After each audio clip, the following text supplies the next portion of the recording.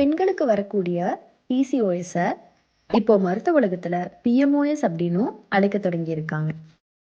ஏன்னா இது வெறும் சினப்பே பிரச்சனை மட்டும் இல்லை, நம்ம உடம்போட மெட்டபாலிசம் சம்பந்தப்பட்ட ஒரு ஹார்மோன் குறைபாடு. உங்களுக்கு பிஎம்ஓஎஸ் இருக்கான்னு எப்படி தெரிஞ்சுக்கிறது? இந்த 3 முக்கிய அறிகுறிகள்ல குறைஞ்சது 2 இருந்தாலே உடனே கவனிக்கணும். முதலாவது, சீரற்ற மாதவிடாய், அதாவது பீரியட்ஸ் ரொம்ப தள்ளி போகிறது. இரண்டாவது, தேவையற்ற முடி வளர்ச்சி, முகத்துல நெஞ்சு பகுதிகளில் ஆண்களைப் போல முடிகள் வளர்வது, தீவிரமான முகப்பரு, அப்புறம் தலைமுடி கொட்டுறது. மூன்றாவது, சினைப்பையில் நீர்க்கட்டிகள், ஸ்கேன் பண்ணி பார்க்கும்போது முழுசா வளராத குட்டி குட்டி முட்டைகள் அப்படியே தேங்கி நிற்கிறது. சொல்யூஷன்: இதுக்கு முக்கிய காரணம் நம்ம மரபணுக்களும் லைஃப் ஸ்டைலும் தான்.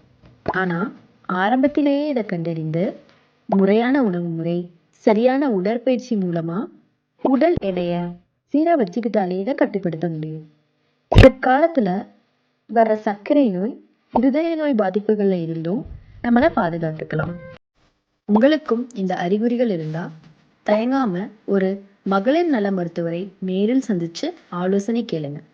ஆரோக்கியமான தகவல்களுக்கு நம்ம பேஜை ஃபாலோ பண்ணிக்கோங்க.